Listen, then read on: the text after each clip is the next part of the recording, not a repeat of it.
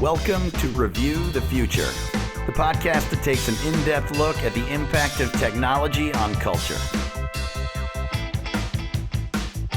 I'm Ted Cuppert. I'm John Perry. And today we are discussing another story from Ted Chiang's collection Exhalation, and this story is called The Lifecycle of Software Objects. This is one of the longest stories in the collection. It was actually published earlier as a novella, and it's a pretty involved story about AI and a particular take on AI. So the main assumption in this world is that the way we're going to get to AI is by training the AI as if it was a child over many, many years. Taking part in that story, we've got two major characters. We've got Anna Alvarado and Derrick Brooks. And it's kind of an almost love story, but a lot of the central action is about parenting. They both start out working at the same company, which is called Blue Gamma, which makes something called a genomic engine, which is basically what this story calls genetic algorithms, where you kind of evolve organisms through a fake Darwinian process until you evolve some kind of life that's ideal. And Neuroblast is the name of their genomic engine. And I should say that the story is called The Lifecycle of Software Objects. So all of the AI in this story takes place in like a Second Life style virtual reality world. None of it is, at least at first, embodied, right? That's the main way that these AIs exist, is as software. Right. They have these, it's like Data Earth is the name of it in the story, and it's a simulation world like Second Life that people are accessing through, it seems like desktop computers. We'll go over the technology later. It's similar to like a game world, or there's games inside it, I guess, that are built inside it.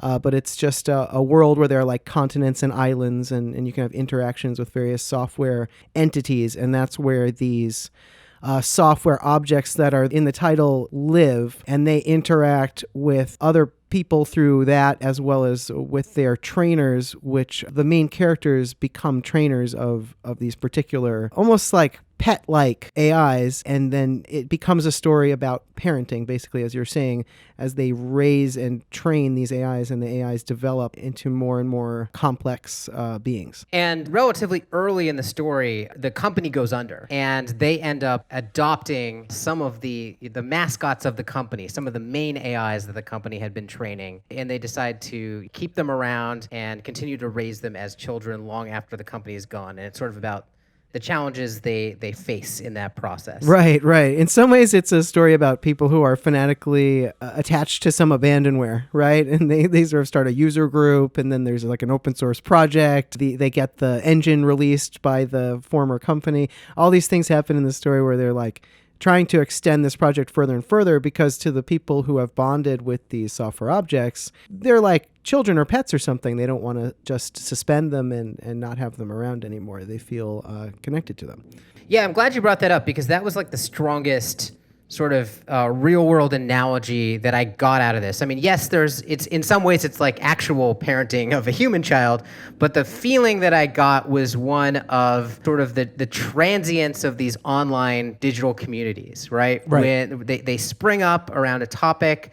The internet's now relatively old, so we can go back, and there's actually a history of communities springing up, rising and falling, brief concentrations around particular forums or online worlds, whether that's Second Life or World of Warcraft or whatever. Mm-hmm. But then often over time, the community shifts or falls apart, and oftentimes that's due to the software actually going obsolete or no longer being compatible with new systems, or just the user base falling out. Yeah, and that's something that's well dramatized in this story. When the simulation world goes under, they face a big problem, because they have to try to figure out how to port their engine into a new platform, basically. And I actually thought it was funny to see how many competing software worlds were in this story. I felt like that almost puts a little bit of a date on the story.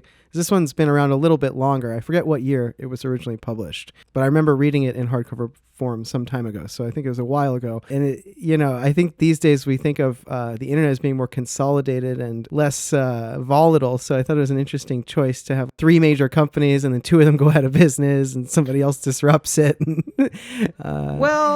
I don't know, actually. I mean, I think if you look at it a different way, right? I mean, yes, we have a lot of consolidation. Yeah. But we still hit about three companies, right? That take part in that consolidation. Oh, I think in this world only Facebook is is building anything like this. Like the kind of Oculus world feels kind of close to me, but like Google and Apple, for example, or Amazon, they don't have any there's VR equivalent thing. chat is the closest thing that I can actually think of to. Right. That's like the more contemporary reference than Second Life, say. Right, but that's an app that's running on these VR platforms, right? Right, but I also think that is not. I mean, I think it's early days for this stuff. Oh, absolutely. Right. Yeah. And if you don't think of it as purely VR, if you think of it as just all social media, then again we have at least 3 platforms that people use. So yeah, that's true. And to be fair, it is not VR in the story. I mean, they access it through computers, terminals, and then later she says she uses a handheld in the park, but that sounds like it's basically a phone. So the technology suppositions are not actually VR. They're like 3D worlds, but on screens. Yeah. That was a weird element because, it's a 3D rendered world. Right. But, there's no indication. I guess I just added VR because that was a constant question for me with the story. Yeah. But they never said, she dons her headset or anything. So, yeah, the indication is she's just looking at a monitor, I guess. But that seems like an odd choice. Yeah, I had marked that in my notes here as it seems like VR, but it's desktop. There's clicks and windows, basically. They keep saying words that indicate that it's still a desktop metaphor, but the way that the characters are interacting with it feels more like the way people interact with VR. So I feel like you can easily update. I think it's just a function of the story's age, and you can easily kind of update it in your mind, and then it works. Well, but you know what they have though that is somewhat VR-ish is they definitely have face tracking. Right, because there was a moment. We'll just zoom in here to this particular moment where one of the users of these pets, right? Because the company develops these pets, they come up with what they think are like a pretty good range of pets that are going to be fun for people to raise, and they sell them to the public in sort of a pre-linguistic form, right? So that people can raise and train their own virtual pet child thing. And some of them are panda bears, and some of them look like little Victorian robots, and some of them look like chimps, and so on. And someone is raising their pet and is complaining on the help forums, basically, that their pet is just not learning, right? Is not speaking. And they eventually, they do a little tech support, and they figure out the reason it's not working is that the person's avatar is like something very abstract, like a bunch of gold coins floating in the air or something. Right. And it's not doing face tracking, so there's no facial expressions, because I guess these software beings are really trained and cued into human facial expressions. So they must be doing face tracking with cameras. Right, and there's a later part of the story where she tries to let the robot use a computer to do some technical workaround so he could use the other platform that he's not written for or something. And that scene, they mentioned that the cameras have a hard time tracking his robot body because it's not a human body, which is what the tracking cameras are, I suppose, designed for. So yeah, I think that's right. They seem to have desktop computers with some kind of tracking cameras, maybe Kinect style. Yeah, like a Kinect type thing, yeah. Rigs, which, seems futuristic for a few years ago. So I'm assuming that's sort of where the assumption comes from. But yeah, I did realize as I was reading it, this should all be VR. That would make more sense. But it doesn't seem to affect. I mean, the story logic works. You just have to kind of update the tech in your head. Well, and it's vague enough. I mean, Ted Chiang has a knack for kind of really just focusing on just the things that really matter. Yeah. So a lot of this stuff is pretty invisible. So you could almost read it and picture VR headsets, and it bumps very little. Again, it doesn't really change much. Yeah, every once in a while you get a word like clicks and you get confused, but it's not often. Yeah. So maybe we should probably, I think, just start by digging into just the main core concept here. Okay, right. Which is that human level AI is going to require some kind of good parenting.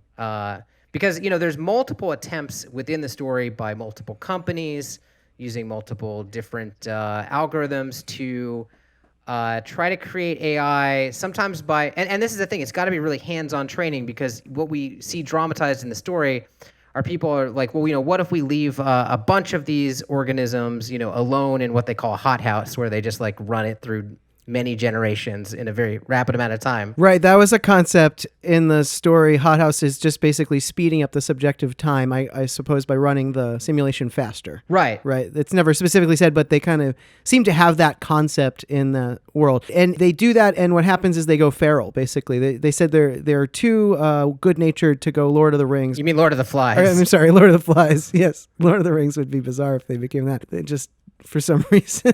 started going on quests. Exactly. They don't become Lord of the Flies, but they become these like troops of non-hierarchical, just marching AIs, I guess. They don't learn, and they don't advance towards better technology or any kind of structured civilization. Right. Which is what those researchers in that part of the story were hoping for. And it's, of course, not at all what they were designed for, right? I mean, they were designed to be these sort of childlike or pet-like, barely conscious creatures that you could play with. So it's maybe not totally surprising that they do not surpass that. Although the main genomic engine that develops the creatures that our characters are concerned with is called Neuroblast, right? But there's at least 3 others that are mentioned in the story. The one that's called Sophonts, I think it is. Yeah, that's right. It needs the least human interaction to be trained. Yeah. So it can bootstrap itself a little more efficiently, but it's also not fun to work with or something. Well, it's like a simulated obsessive, basically, right? So it becomes obsessed with whatever you first teach it to do, and then it can get good at that on its own. That's the upside. The downside is no one wants to spend any time with this obsessive robot. Right, and the upshot is that the big picture, there's just there's trade-offs everywhere, and no one seems to be able to find a quick and dirty or fast process for generating useful AIs that can be assistants and so on. Right. It just seems there's no way around just investing a lot of time as a parent. And maybe if you do that long enough, eventually you'll have then a truly good AI that you can then copy. But that's the main supposition of the story, and that comes out of the mouths of the main characters in a pretty strong way at multiple points in the story, right? Derrick says, complex minds can't develop on their own in kind of a unequivocal fashion, and then Anna says that experience is the only teacher, and I don't know if this is these aren't Ted Chiang's words necessarily. No. But certainly these characters believe this. Yes, exactly. The characters are totally bought into the idea that intelligence must be raised, essentially. The world does seem to uphold these characters' opinions here. And of course, this is one path to AI that is discussed. Well, to be fair, nobody reaches superintelligence in the story, right? Because, they go and they talk to the people who have a different idea, the exponential appliances people, right? They're just trying to sell products so they can fund some billionaire founder's vision for AI, but then they are never successful in their strategy either. I think it's just sort of represented that it's hard, or this is an in-between time where that's not going to get solved, right? Well, no, they don't reach superintelligence, but they do reach human level. Yeah, the characters that we follow are supposed to be human level. Yeah. So they achieve human level, which is something we don't have now, but the only way they get there is by training them through this arduous parenting process. Right. So I just want to highlight that main speculation. And traditionally programmed AIs are represented as not human level. They're useful. That's what it says. They're useful, but they're not conscious. Yeah. Well, and actually even for non-conscious activities, there's an example of a crab robot that pulls weeds or something. Yeah, it's like a lawn care robot, right? Which that one is actually installed in some sort of mech. But the way was created is that it was evolved as well. It was maybe not a childlike training process, but it was more of this evolutionary process, which is closely related. So, that is more or less the assumption here. And I think that's not necessarily the most plausible way to get to AI. Obviously, there's many, many other ways that we've talked about that I think people are expecting to happen first. Although, I think this is a perspective you could have. I think it could go this way. But we also could very easily get to emulated minds first, or just a very traditional, top-down programming approach might work just fine. Or it may just be that you can speed it up, right? The fact that all of these algorithms are very resistant to any kind of process that, doesn't involve tons of human interaction. Again, it's a little bit of an unusual claim. I think that's the whole premise of the story, so you got to go with that. But I just want to flag that as something that's maybe not super likely. Yeah. Did you look at Robin Hansen's commentary on this? I did not. What did he say about it? Well, so he did one of his very not formal Twitter polls. But he got something like 700 responses, and the consensus was that people thought it was like a less than 1% chance that this was the path to human level AI. So, I mean, that's not a scientific way to determine, but I mean, that's an indication that this like particular conceit is maybe not thought of as likely by the community, at least. Right.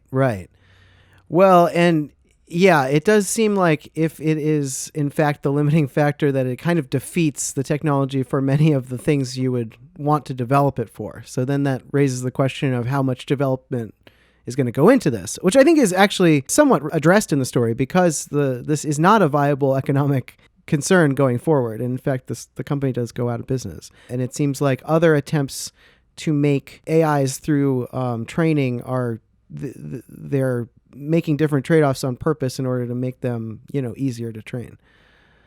Yeah, there's no free lunch here. Yeah. And maybe we should talk about how it goes out of business, because the company, first of all, I thought it was funny that the company's business model was selling food pellets. Yes, right. You have to feed it to keep it alive, right? Like kind of like a Tamagotchi, right? Well, but it's the main conditioning mechanism. Right. Right? The way you train these things is like when they do something good, you give them a pellet. So maybe they die, maybe they don't. I'm not totally clear on that, but it's like the only way to like get them to do what you want. So yeah, that is a pretty interesting business model. It very closely aligns, the company's success with people's ongoing interest in the AIs, which is basically their undoing. People lose interest in them, but you'd think that maybe they would have anticipated that and come up with ways to keep people's interest going. Well, I think people lose interest because they've only raised these things themselves in the lab for a year or something at the time that they release this. So once the user base, gets their creatures beyond that time frame, some new behaviors occur that make these pets harder to wrangle and more disobedient, and just more work, right? I mean, it's a lot of work raising a child, let alone like a digital being that never sleeps. And doesn't function quite the way a human works. So, people, I think just get worn out, and then their business falls apart. Yeah. But you mentioned suspension, which I think is something interesting, like, because we have some of the issues that go along with being a digital being, right? Which is that they can be suspended, which is basically put on pause and then turn back on as if nothing happened, as much as a year later. Yep. They can be rolled back to checkpoints. Yep. Right? And then they just lose their memories, basically, of that time. Yeah, you just go back to like whatever mind state you were at 2 days ago. Yep. And of course, they can be copied. Yep. And we get it. Obviously, these are all things that are like totally mind bending and upsetting to like a human sense of identity, right? Which we talked about before. Right. But it's interesting because we do get the perspective of these creatures. Actually, we should use their proper name, which is digient. Yeah, right? They're called digients. I think digital entities is the portmanteau that's happening here. Digient, I guess. Okay, I wasn't sure if maybe it was sentient or... I think I could be wrong, but that was what I thought it was doing. Okay, but yeah, I'll go with that. But they actually ask at one point. There's a scene where two brothers, because they're copied from the same like ultimate source, like genomic engine or whatever. Right, they're two instantiations of the same genes, but they're trained differently, so they have different personalities. Right, Marco and Polo. Marco and Polo, yeah, they're both panda bears, right. And these are the ones that Derrick Brooks adopts. So they've diverged, but they're I'll just call them brothers because that's essentially what they are. Yeah. So they at one point have a fight, and they're so upset over this fight that they ask to be rolled back so that they can forget the fight, which is a really strange thing. I guess you could imagine a human asking for that, but sure, it's the same as the concept to Eternal Sunshine of the Spotless Mind, right? That's true. So yeah, but they're totally willing to embrace that concept. They're also cool with the idea of being copied, which comes up as a plot point much later in the story. Yeah. And they're okay with that. They're not as okay with the idea of being suspended. Right. Right. Yeah, that was an interesting choice, right? That they preferred not to be suspended, but it wasn't done as cheesy as I think it sometimes is in these robot stories, where they just seem to prefer to know what was going on, rather than being like deathly afraid of it, which always feels like a bit much when the robot, like in Short Circuit or something, is, afraid of being turned off like it's death. That's true. I think for them it's more like, they have friends in this digital world, and it's like you fall behind, right? Right. They didn't want to miss out on stuff. Exactly. Yeah. So something I wanted to talk about is the idea that they have pain circuit breakers. Do you remember this? Oh, yeah. The company installed these circuit breakers to discourage sadists from screwing with them on purpose for fun. And then that sort of comes up later when hackers figure out a way to basically torture them. So this raises a ton of questions for me. Yeah. Because... and actually, it reminds me of something that I had meant to talk about when we reviewed Autonomous that I forgot. Because in that story as well, Paladin, and in some ways that story is all about embodied robots, whereas this one's about digital robots. But there's a scene very early in Autonomous where Paladin, the robot, loses his arm and describes it as painful. And of course, obviously, in this story, software objects, if they've got pain circuit breakers, they must have pain. And it just raises the obvious question, which is why code them to feel pain at all? Right. And can't you... I mean, I get that you need a signal of don't do this, right? You need a negative reinforcement pathway of some kind. But why does it have to go with some sort of experience of pain? Unless it's just like an artifact of the sort of evolutionary process that they're using. Like it's so closely tied to the way that biological development works that it just sort of ends up in there as a accidental byproduct. Right, like it's just a feature of the engine is sort of what I was imagining, right? That it's just because of its biomimicry. But it also could just be that whatever the negative feedback mechanism is, and this isn't said in the story, this is just me speculating, but whatever the negative feedback mechanism is, maybe is just properly called pain. Does that make sense? Like maybe whatever you call it, it's just experienced by the subjective AI consciousness as something analogous to pain, as a strong anti-preference. You're just sending it a dislike flag or whatever in the code, but that's just how it interprets that. And maybe there's no way to get outside of that concept. Like maybe if you want to have any kind of AI that is negatively reinforced, it will feel something that you can analogize to pain. Analogize, yes, but and this gets to this sort of like hard problems, right? Like, what the qualia or like actual lived experience of that is. We don't know what they feel, right? Exactly. But I think to the extent that you had any control over this, and again, I'm willing to suspend disbelief here, maybe because it's an evolved process and maybe they don't have fine-tuned control. Certainly doesn't seem like they do. It seems like you would just leave the pain out. Well, yeah, if they have circuit breakers, then why they could just set the threshold to 0. It does seem like they have the control.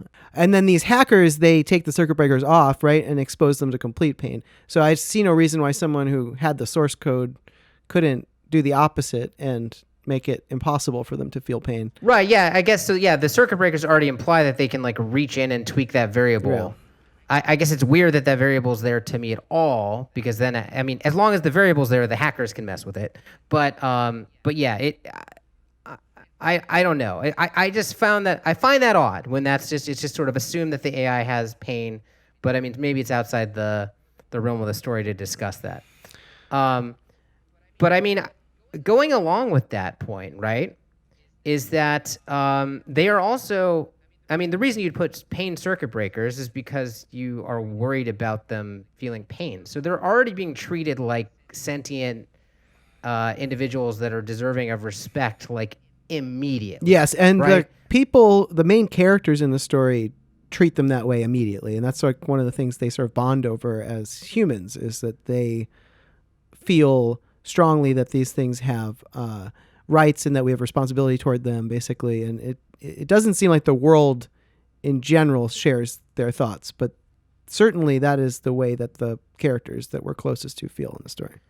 Okay, yeah, so maybe it's just the close POV, because, yeah, I wasn't clear. I kind of thought maybe the whole world, or at least the company ethos, right? Yeah. Because again, they put in these pain circuit breakers, but I thought the company was sort of breaking new ground here, right? It was sort of, again, we don't know exactly what else is happening in the world, but it seemed like these were the most advanced AIs of the time, at least at the beginning of the story. Right, and then they get surpassed. Right.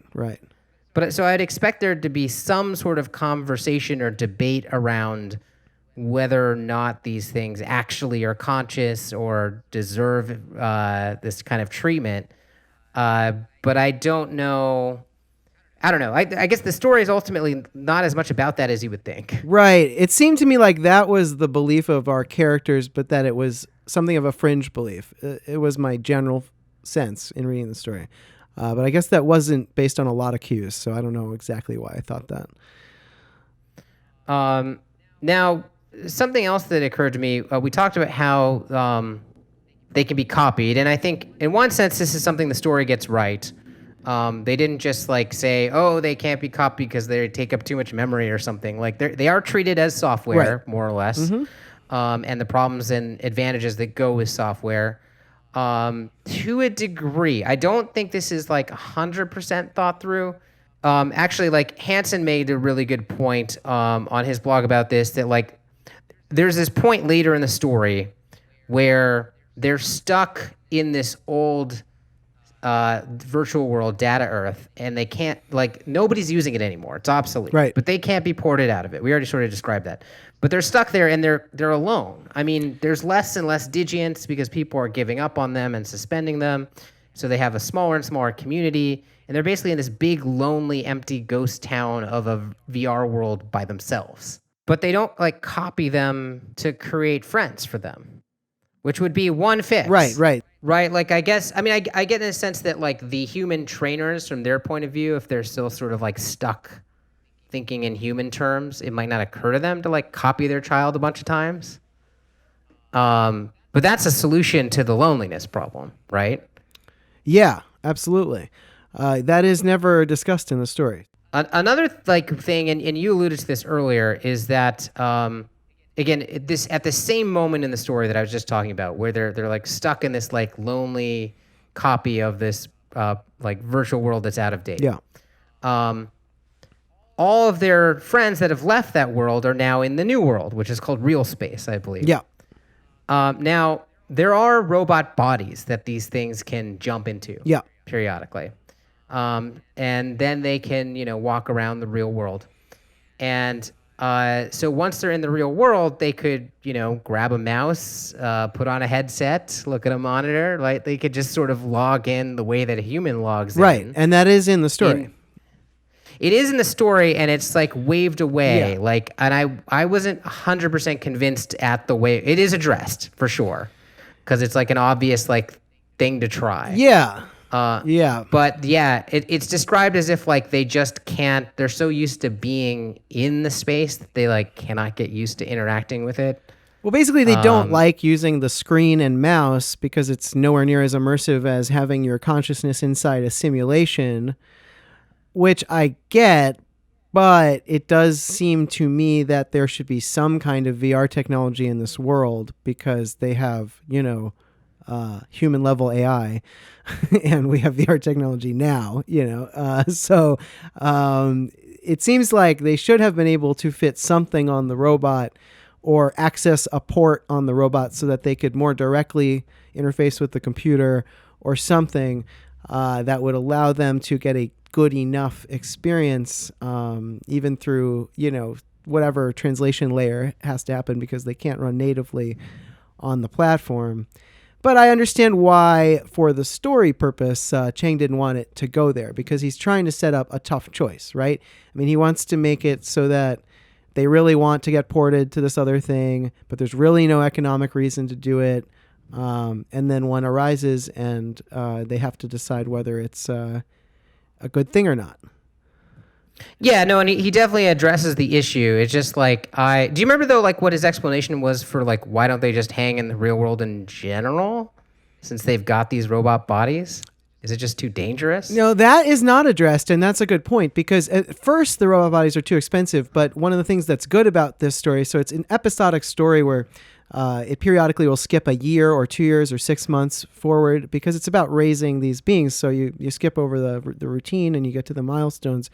And after one of the breaks, it's noted that fabrication technology has gotten better and the robots are much cheaper to buy now. So now they each own robot bodies, where before they were like renting one, or there was one that was like a gift, a prototype gift or something. Now they've each got robot bodies for their digients, and they may as well, just leave them in there all the time, right? I mean, I'm sure they have to charge up the body, but other than that, it should be able to just hang out in the real world without reprogramming. Why that's not considered, I don't know. I mean, it seems like they go to the park now and then, but they don't just like make it their new home. Another analogy that's brought up in the story, by the way, is as they get older, they start analogizing them to children with Down syndrome. And there's Derrick's sister works with Down syndrome kids, which is where the analogy comes from. But they are starting to think about them in similar terms, in the sense that they know they'll never have the exact same capabilities as a human being, but they want to make sure that they have, a full life. Right. The parents are considering that on behalf of these, profoundly alien software kids that they have. Right, and it's an open question what their potential to grow actually is. Right. So at one point, they decide to aggressively educate them. I mean, they teach them to speak, obviously, and I think to read relatively early on. But eventually, they get tutors and they get homework and they basically get schooled. Yes. And they find that they can learn quite a bit, and it does seem to have sort of a special needs analogy. I think they talk about them taking standardized tests at some point, and that they actually are pretty good if they get some light special accommodations. Right. They're similar to dyslexics. They have trouble with certain letters. There's like a tick in this story where they always replace vowels with I's, that I thought was an interesting textual way to indicate to you that they are slightly subhuman level. But we're approaching what I think my biggest critique of the story is, actually. Good. Which is that I didn't like the way they talked throughout. Yeah. They use this like broken baby talk. Yes. Which it's analogous to like a child. Or a chatbot, right? Which is I think that's the analogy that's being made. It sort of feels like a little bit like a slightly more advanced version of a chatbot. It's just it starts feeling really strange by the end. Yeah. Because by the end, Marco and Polo, right, these two like panda bear children of Derrick that he's been raising, they are they're pretty clever at that point, and they start arguing with him about how they should have rights and how and they're pretty good debate partners. Yeah, they want to become incorporated, which is the way that these things get some rights in this world, and they argue for. Pretty persuasively that they ought to be allowed it. Yeah, I mean, from a philosophical content perspective, they make some pretty smart arguments. Yeah. So why are they still talking like that? It's just it seems a little odd. I mean, I guess maybe it's sort of a stand-in for the fact that something about them is not quite right. Yeah. But they seem to be reasoning at a very high level, from what I can tell. Well, I agree that I got a little annoyed with the caveman grammar. I actually liked the replacing vowels with I's gimmick. That gimmick I thought was a really good textual way to remind me as I was reading that they are different, right? That you wouldn't... Can you explain that? What do you mean the vowels with So like I's sometimes instead of saying ball, he'll say bill, or like he'll literally just replace a vowel in a word that would not be an I normally with an I. The software object will do that when he's speaking back, Jax or Marco and Polo. And it was a simple way. It didn't change my understanding of the sentence. I could figure it out easily. But it let me know, they're just somehow slightly off or slightly different or not fully comprehending every bit of the language here. And that I thought was a kind of cool gimmick. I liked that gimmick as just a textual way because you can't see them. I think if it was a movie, you wouldn't need that. They would have a robotic aspect to them naturally that you would pick up on right away. but I thought it was a cool way to remind me that they're like slightly different. Although I do agree with you that, especially as it goes on, their grammar should have improved more. And by the Right, they drop whole words all the time, Yeah. like articles and things. yeah, and then they have like that caveman or childlike sort of speech where only the really concrete ideas get a word. And that didn't seem analogous to how their intellects had grown. So I would have liked it better if they were having, full sentences, but maybe sometimes the vowels were an I instead of... Yeah, that feels more unique and algorithmic or something. Yeah, like in a they way. just always mixed up I with other vowels because they have like a kind of dyslexia that is a limitation of their engine. And that's part of the fact that they're in early development. So, I mean, I'm willing to buy that, okay, there's some fundamental limits to what this thing can do. But I liked it better when they were showing up as just weird artifacts and not showing up in a way that's actually recognizable. It's like the way that children speak or developmentally challenged people speak or cavemen might speak. I feel like we've covered like the main like foregrounded issues here. But one of the things that's different about this story from other Ted Chiang stories, and one of the reasons we wanted to review this one in particular, is that, and maybe because it's longer, this feels like much more of a big world, right? I mean, Yes. Chiang is usually laser focused on like a single philosophical concept and like doesn't have a lot of other background material. Well, either that or he's But- building a whole world out of clockwork, and it's it's such a universal scope that you don't feel. But this one had a lot of ground floor details about little things that were developing and changing in this world. The other thing is that because it is episodic and it's moving through time, he is doing something that you and I like, which is he's dramatizing technical change. So it's not just that there's a big world, but there's actually a shifting world where things are getting cheaper and better and having more capabilities.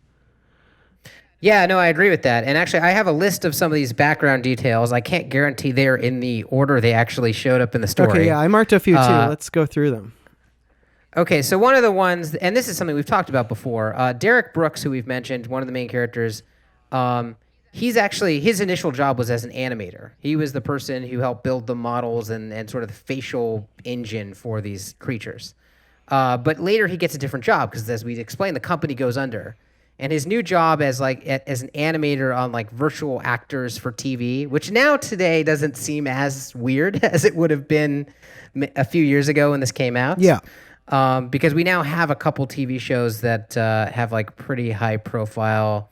What's that new one? Love and Robots basically is all pretty much digital animation of like virtual actors, some of which are pretty realistic looking. Oh, yeah. I haven't seen that yet. But yeah, the implication, the way it was written, is that this was like possibly all TV was this way. Yeah, it does. It does seem like maybe all TV is made with like these AI characters, or they're not AI though, right? Doesn't he complain that it's all too choreographed and it's not spontaneous enough? So they're just puppets. They're just like really complex puppets, basically. Yeah, it's also he's a little bit bored with his job, so it's like colored a bit in how he describes it. Here's like one that is pretty interesting. This like it's like a smart transdermal. Right. So it's like a patch that has some sort of intelligence in it. It's called Instant Rapport. Yeah. And it gives you a cocktail of oxytocin and opioids when you're in the presence of specific people. Right. So basically, it simulates falling in love with someone chemically, and you bond with them instantly. That's why it's called instant rapport. And this is something that a company is actually requiring Anna put on as a condition of employment, not to make her like another person, but to make her like and bond with the intelligences that they want her to train, which are these... It's the obsessive right, ones, these right? obsessive The type Sophons Sophons AIs that nobody likes spending time with. And of course, she kind of objects to that. I mean, it's presented as a ethically questionable thing, even in the world. But it struck me as pretty dark, actually, for a world that otherwise feels realistic, but relatively utopian. Although it could be one of those things where the story is zoomed in on a couple young professionals. True. That are doing pretty well, and meanwhile the masses are suffering somewhere off screen. It's true. But certainly we don't see that suffering if that's the case. But yeah, this instant rapport is actually like a pretty big plot point. I mean, it's just sort of and spoiler here, but I mean, we've been spoiling everything, so I mean that shouldn't be an issue at this point. But well, we haven't spoiled the very end yet. We've managed not to do that, but we should. Okay, well, we should warn. I'm about to do okay, that. We're gonna do that now. So if you want to not have the very end spoiled, stop now. All right, go ahead. And the story doesn't take long to read, so I do recommend you just read it because it's good. And then come back to us. But yeah, so she's considering whether she should take this job, but it's going to require her to do this sort of like sketchy thing where she has to wear this transdermal patch, and it's going to cause her to like form this weird sort of unplanned, almost coerced bond with these unlovable creatures that she's training. Yes. So she doesn't want to do this, but she feels like she needs to do it because they're just running out of options in order to get their AI children ported to the new virtual world. Right? It's an expensive process. Programmers are costly in this world, just like they are today. Mm-hmm. And so she thinks, though, if she takes this job, she's going to have all new connections and people, and she's going to probably be able to leverage that to maybe get the port done. I think that's a little bit tenuous, but she's in sort of a desperate situation, so she's considering it. And the other character, Derrick, who's in love with her and has, been in love with her for most of the story, but for various reasons they've never gotten together, like because they've always been with other people and so on. Right. Is in a position where he's trying. He doesn't want her to do this, right? Because it's sort of an awful thing, right? Right. But I mean, can you describe his dilemma? Like, well, his final choice he does here? recognize that it would help him emotionally to let her do it because it will probably break up her and her current boyfriend, and he's single at this point in the story. So, right, because her current boyfriend doesn't want it either. Right, because Kyle, the boyfriend, very reasonably not a character at all in this story, but the only thing we know about him is he doesn't want his girlfriend to wear a patch that will make her love random robots. And this seems understandable to me. This is such a strange thing to choose to do, that people would be against it. Even Anna herself seems pretty against it. She's just willing to do the sacrifice for her software object child. And Derrick realizes that he could say nothing and do nothing, and probably this will break them up, and then he could probably swoop in. But he just thinks it's wrong, and he does have another option, right? Because they've all been approached. Now I'm going to really spoil it. By this company, do you remember the name? It's something Desire, but Binary Desire. Yeah, that's right. Binary Desire, and they are a sex doll company, and they have a very, progressive, forward-looking view of what a sex doll should be, and they want to create basically sex dolls that enjoy the sex. That's kind of what they're trying to create, and they want to use these AIs as their seeds. And so they're willing to put up the money for the port if somebody will license them, the characters to be copied and trained on the ways of sex. And this is where the story ends, right? I mean, the story is called Lifecycle of Software Objects. It's about raising these computer babies. And so once you get to sexual maturity, there's a certain parenting singularity that happens where everything is sort of different on the other side. Yeah, but I mean, ultimately, Derrick makes the choice of making the sale, right, to this company so that basically to protect his love, Anna, so she doesn't have to wear this silly transdermal patch. Well, right, by allowing his sons, Marco and Polo, to become the copied ones, he can get the whole port done, and he can save her from this patch. And he does reason whether, the robots are worth as much as or more than or less than a human being. He does think about that. But what ultimately clinches it for him is that the robots themselves very much want to do it, right? Marco and Polo seem to actually have a decent grasp of what they are as beings, and they ask him for it. And that is what ultimately convinces him, right? Yeah, and I should say that they just basically make copies of themselves that then go off, right? So like they're still they are still unchanged, right? Or certain instances of them are unchanged. Right. And there are a number of instances in this story, by the way, where somebody cares deeply about something that's happening to a copy of them. There's this torture scare earlier in the story, and then there's this part. There's a couple of parts where that happens. And that was always like kind of rubs me the wrong way, because I always have this disconnect of like, well, if it's just a copy of you, why do you care so much? You know? I mean, it's one thing if you're torturing a copy of me in order to find out my secrets, but I don't know. It's not like I'm going to experience the pain that Ted copy is going to experience. So I always wonder why that is something that people worry about so much, but it is something they worry about in this story.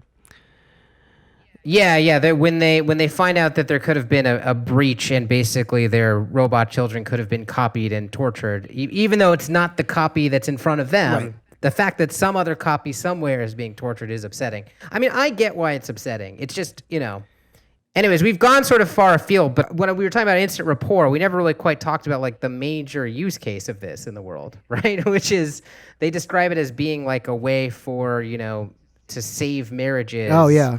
And like save bad relationships between parents and children. So like that just as a speculation is interesting on its own. Yeah. Independent of the plot. Do you think that's pretty plausible?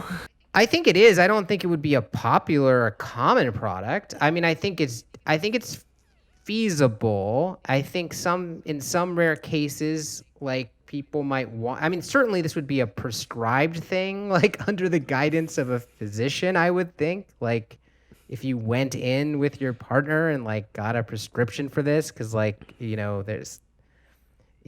felt like this was the only way to like patch things up, right? I could see it in like a narrow context. Yeah, it seems like the kind of thing where the cultural squick factor would be pretty high, but hard to tell, I guess. Maybe if you had to like go to a couples counselor and get a prescription. Another one that I wrote down was there is ovafusion genetic engineering for babies. So a lesbian couple has a baby where their eggs have been fused to create the baby, which is just something that I think about sometimes and like as a technology idea. I think that's, there's obvious market for it and it seems possible technically. So I'm surprised it hasn't happened yet, and I think it will happen. So that was a cool thing that was in there. Another thing was the uploaded mouse, right? Yes, uploaded mouse. I mean, this helps address the question of like, why are we not seeing other paths to AI, right? Because again, one of the paths is that you eventually upload a human brain and then you get straight there, right? So we get some sense of how they're progressing towards that. They're not quite there because we see them at one point in the story upload a mouse. When I say upload, they do the whole thing of like, scanning the mouse's brain like bit by bit and then reinstantiating it in a computer. And then it like the reinstantiation survives for a few seconds before it dies or has a horrible seizure and like stops functioning. But that's like the new world record for uploaded creatures. Uploaded mammals, yeah. So it seems like they are struggling to upload something as complex as a mammal, even though they apparently are making progress on the scanning technology because they are able to destructively scan this mouse. It sounded to me when I read it like they scanned the whole body of the mouse, because I did think, wouldn't it make more sense to just do the brain? Yeah, that was a little. But I guess I had that visual in my head too, even though that really doesn't make much sense. Yeah, but anyhow, that was an interesting. So there's at least an answer there for why we don't have anything like an M brain in this world. We just haven't gotten there yet. We mentioned that they had computers with gesture tracking. Oh, there's kind of an AI winter in this, which I thought was an interesting choice, and I wasn't sure if I bought it, which is that like around the time that the company goes out of business, there's just a loss of interest generally in this generation of AIs because they're not that, like we said, they're not that useful and they take a lot of attention. And I guess, the assumption is that new generations are going to renew interest later. This is just the normal business cycle. Because the whole thing is kind of it's applying these business cycle sort of capitalism ideas to the strange theater of raising something. So they keep having their lives sort of affected by the whims of the market in one way or another, which I think is a thematic. I think that's like a thematic thing the story's trying to do. I seem to have picked up on that. No, and I like that messiness of it, actually. I like that there's multiple products and companies and things being tried and that it's shown as difficult. Again, at the end of the day, I'm not sure that this sort of hands-on human training being the only way forward is makes the most sense. But since that's the entire conceit of the story, I'll go with that. Yeah. And once you accept that, I think like the sort of messy way the business world works and goes through cycles is cool. Yeah. I think it makes it feel more real. Yeah, I think so too. And it makes it feel like it has a particular point. Oh, another thing they had in the story was vanity clones. Right? Right. There's a guy who has an 8-year-old clone of himself, and they say that it's like the kid is neurotic because he's a monument to his father's narcissism or something. Oh, like I love that part. I love that part. I was trying to find that today, and I couldn't find it. But yeah. Oh, man. I thought that was a great idea. I love the idea of vanity clones. You know, that really elevates the story for me, like these little like background things, right? Yeah. I mean, the vanity clone, I mean, yeah. And like, I mean, do you think, obviously, like, somebody's going to do that. I mean, I think that is portrayed just right. You know, it's not like, oh, this is like a trend that everybody's doing, because obviously that's sort of silly to me. But it's like some asshole somewhere would do this. Yeah, it's like a vanity license possible. plate or something. You know, there's a certain personality that really wants it. And if you have the technology to do ovafusion, then you have to have the technology to do clones. So I like that the answer was, yeah, it's not banned or anything. It's just something only jerks do. It's colored in the description, right? But I guess I'm trying to give this a little more thought now. Like, I don't know. I guess you don't have to be a jerk. I mean, it certainly feels narcissistic, just like by definition. But, like, I'm not sure that the child would have to be neurotic as a result. I mean, certainly that's how it's described in this story. Well, not every child of a narcissist is neurotic, but I suspect the statistical likelihood of neurosis is higher for the children of narcissists. So if narcissism is one reason you might get a clone made, then I buy it, basically. But I mean, the message in other parts of the story, right, with Marco and Polo, is they're clones, right? Thematically in the story, like, the training is so important that even though they are clones, they are portrayed as quite different and quite deserving of individual and separate respect. Yeah. So I would say that like somewhat militates against the idea that, you know, if your son was a clone of you, I mean, that wouldn't necessarily have to be like they're living in your shadow. It could just be that you have the same genes, but actually in practice you are two very different people. You know what I mean? Yeah. Perhaps his narcissism would be so powerful he wouldn't be affected by yours. That's true. The son's got the same narcissist genes. I mean, if it's genetic and not environmental, which I have no idea whether it is or not. But yeah, I mean, I think you could go different ways with it. I thought it was fine as an anecdotal example, but yeah, I agree. It could be more, you know, these things are not so deterministic as that. This is a really interesting story. I think we should probably give our grade on it. What do you think? It's not my favorite Ted Chiang story ever. Mm-hmm. But, you know, on average, he's good, right? He's very good. Right. So I'm going to give it a B. It's still, his B is like, you know, better than a lot of people. Sure. But yeah, it's not my favorite, so I'm not going to give it an A. Like, just compared to other stories in this collection even. Yeah, I would agree with that. I'd also give it a B. I will say I liked it better the second time I read it, because I did read this years ago when it came out, and I had forgotten a lot of details, and when I reread it for this podcast, I was reminded primarily how rich the world was, which was something I hadn't remembered. And I think that is my favorite part of it. The part I found the hardest to connect with was the human story. I liked the moment where Derrick makes a sacrifice and does the thing. But I found that story to be a bit cold. And then the intellectual story of the raising of Jackson, Marco, and Polo, and how they become, you know, more curious and more mature over the course of it, I thought was okay, but could have been maybe more complex, especially if they had been allowed to talk more normally toward the end. I definitely agree with that you said. Overall, I think I agree with you. It's a B.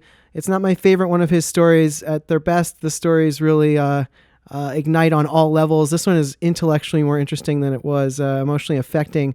But for the world building, I think it still gets that B, because it is really a pretty deeply thought out world, I think.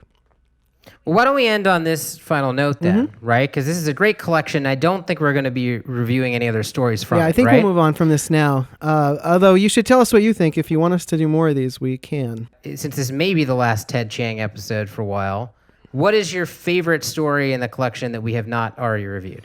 Oh, I'll give mine if you need time. You give yours. I need to look up the list. So for me, it was actually the title story. It was Exhalation, which is a much, much shorter one. And to me, this is, in a way, this is the opposite of his first collection. His first collection, the title story was Story of My Life and Others, which later became the movie Arrival, which was actually my least favorite story in the first book and is still to this day my least favorite Ted Chiang story ever, which is why it's disappointing to me that it's also the only one that's been adapted. But in this case, I actually thought the title story was fantastic. It's really, again, a small, focused story. It's really out there. I'm not even going to try to explain it. I'm just going to recommend that everyone go out there and read it. But I thought it was great. Yeah, I really liked that one too. And I was reminded while I was reading it of one of my favorite Philip K. Dick stories, the story Electric Ant, which you might know, John. And then I was delighted and surprised to find in the notes of the book that Ted Chiang specifically was inspired by that story when he wrote Exhalation, which made sense to me when I read it. I actually haven't read that Philip K. Dick, so maybe I'll Oh, check that's that a out. great one. I won't tell you what it is, but it is one of my favorites of his, and he has many great short stories. I think my favorite from this book, might be the Prism one, that's called Anxiety is the Dizziness of Freedom, right? Do I have that? That sounds, yeah, I think that's the, yeah. I'm looking at the titles and I wasn't totally sure, but I believe that's the name of it. And it's about this world where they have, and this is a completely new, like, science fiction what if premise to me. I'd never heard of this particular premise, which is that it's a quantum decision that this prism makes. And then once that decision is made, it splits the world into two from that moment. So it's a little bit similar to like sliding doors, but in sliding doors, human decision making causes infinite worlds. This is a more limited thing where you have to intentionally activate one of these things to create a division. And then from that moment, the worlds diverge and diverge until the prism runs out of like storage space, and then they go off on their separate ways. So it's a way of talking about the effects of various decisions in a really sort of complex and technologically mediated way. And I won't say any more about it than that. It's a long, complicated story, but I really liked it. I thought it had a lot going on. I thought that one was really good as well. So highly recommend the collection. Everyone should check it out if you haven't already.